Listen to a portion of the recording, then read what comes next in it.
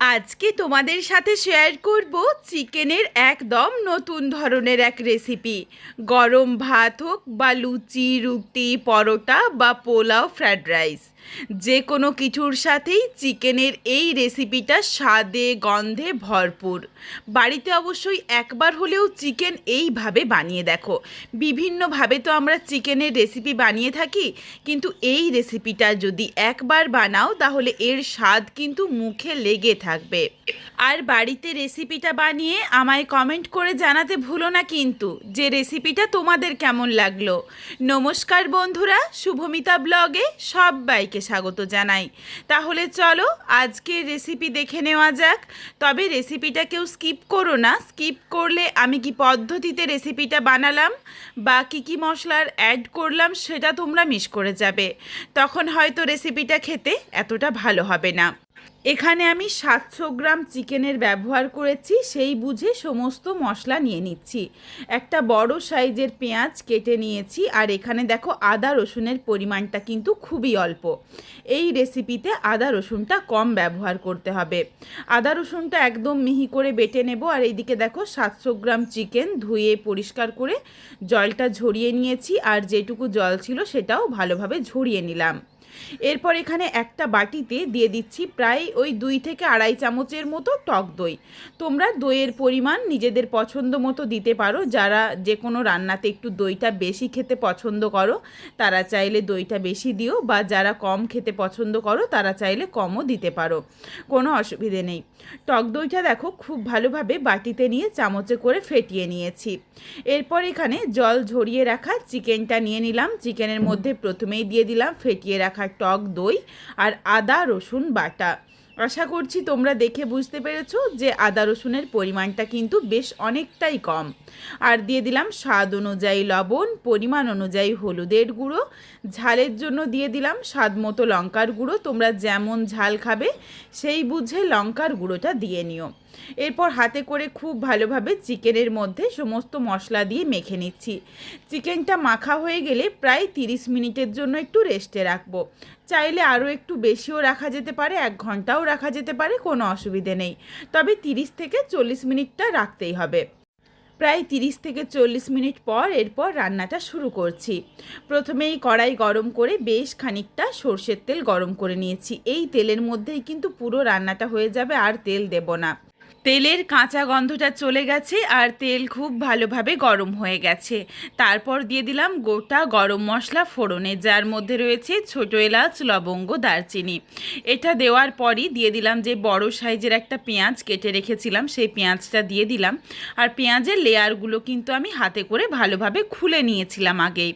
এরপর পেঁয়াজটা দিয়ে গ্যাসের ফ্লেম হাইতে করে দিয়েছি, নাড়াচাড়া করে পেঁয়াজটা বেরেস্তা করে নিচ্ছি। পেঁয়াজের মধ্যে যখন হালকা একটা লালচে রং ধরেছে সেই সময় দিয়ে দিলাম 6টা কাজু আর 4টে আমন্ড। এখানে আমি 700 গ্রাম চিকেনের জন্য 6টা কাজু দিয়েছি আর 4টে আমন্ড দিয়েছি।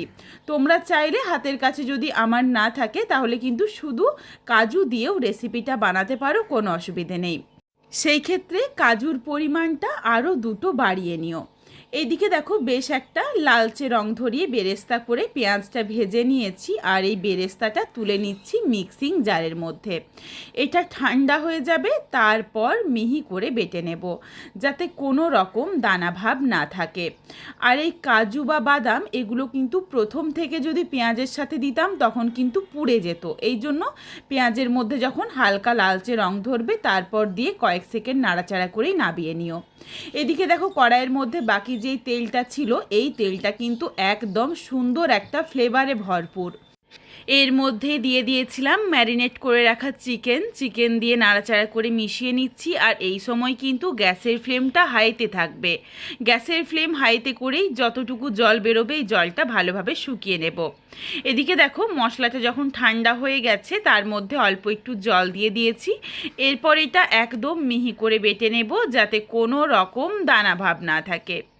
গ্যাসের ফ্লেম হাইতে করে নাড়াচাড়া করতে করতেই দেখো বেশ কিছুটা জল শুকিয়ে গেছে, তবে এখনও কিছুটা জল থেকে গেছে। এই জলটাকেও ভালোভাবে শুকিয়ে নেব। চিকেনের জলটা কিন্তু খুব ভালোভাবেই একটু শুকিয়ে নিতে হবে যতক্ষণ না তেলটা ছাড়তে শুরু করছে। এইদিকে দেখো যেই মশলাটা অল্প একটু জল দিয়ে বেটে নিয়েছিলাম, এই মশলাটা একটু তোমাদের চামচে করে তুলে দেখিয়ে দিই। সুন্দর দেখো একটা ক্রিমি ভাব এসেছে মশলাটা। আশা করছি তোমরা দেখেই বুঝতে পারছো কতটা সুন্দরভাবে মশলাটা রেডি হয়ে গেছে। এরপর এই মশলাটা সাইডে রেখে দিলাম। যেটুকু জল রয়েছে চিকেনের মধ্যে, এই জলটাও দেখো খুব ভালোভাবে শুকিয়ে গেছে, তেলটা ছাড়তে শুরু করেছে আর কড়াইয়ের মধ্যে কিন্তু লেগে যাচ্ছে।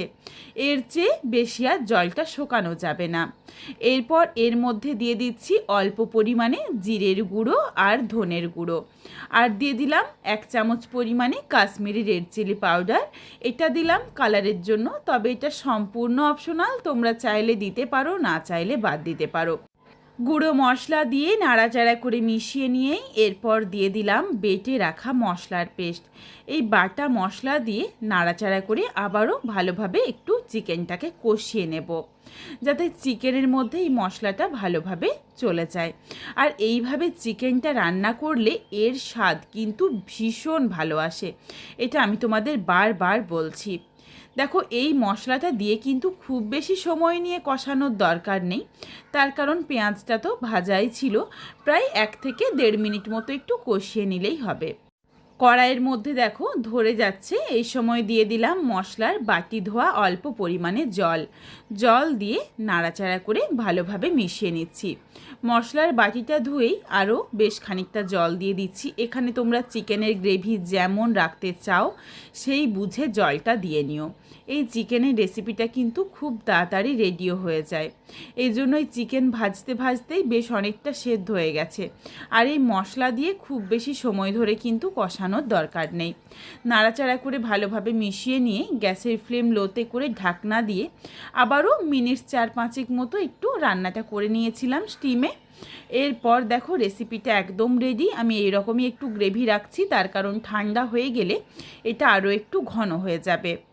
আর রেসিপিটা নাবিয়ে নেব, তবে নাবিয়ে নেওয়ার আগে দিয়ে দিচ্ছি 1/2 চামচ পরিমাণে ঘি দেওয়ার সাথে সাথেই গ্যাসের ফ্লেমটা অফ করে দিলাম, নাড়াচাড়া করে মিশিয়ে নিয়েছি আর ঢাকনা দিয়ে 5 মিনিটের জন্য স্ট্যান্ডিং টাইমে রাখবো। তারপর এই রেসিপিটা নাবিয়ে নেব। নান হোক বা যে কোনো কিছুর সাথে এই চিকেনটা কিন্তু বেশ ভালো লাগে। চিকেনটা দেখো নাবিয়ে নিয়েছি, কালারটাও ভীষণ সুন্দর এসেছে, খেতেও অপূর্ব লাগে। বাড়িতে অবশ্যই একবার হলেও এইভাবে চিকেন বানিয়ে দেখো। চিকেনের তো অনেক রেসিপি ট্রাই করেছো, কিন্তু এই রেসিপিটা যদি একবার বানাও তাহলে বারবার এই রেসিপিটা তোমরা বানাবে। আর রেসিপিটা তোমাদের কেমন লাগলো আমায় কমেন্ট করে জানাতে ভুলো না। রেসিপিটা তোমাদের যদি ভালো লাগে তাহলে লাইক করো, শেয়ার করে বন্ধুদের দেখার সুযোগ করে দিও। তোমরা যদি আরও এই ধরনের নিত্য নতুন ঘরোয়া রেসিপি দেখতে চাও তাহলে অবশ্যই আমার চ্যানেলটিকে সাবস্ক্রাইব করে পাশে থাকা বেলটি অন করে অল নোটিফিকেশান অন করে দিও, যাতে আমার প্রত্যেকটা ভিডিওর নোটিফিকেশান সবার প্রথমে তোমাদের কাছে পৌঁছে যায়। আবারও খুব শীঘ্রই হাজির হচ্ছি ঘরোয়া নতুন কোনো এক রেসিপি নিয়ে। পরবর্তী রেসিপি দেখার আমন্ত্রণ রইল। পুরো ভিডিওটা দেখার জন্য অসংখ্য ধন্যবাদ। তাহলে আজকে আসি, সবাই ভালো থেকো, সুস্থ থেকো। আবারও খুব শীঘ্রই দেখা হচ্ছে কিন্তু নতুন কোনো এক ভিডিওর সাথে।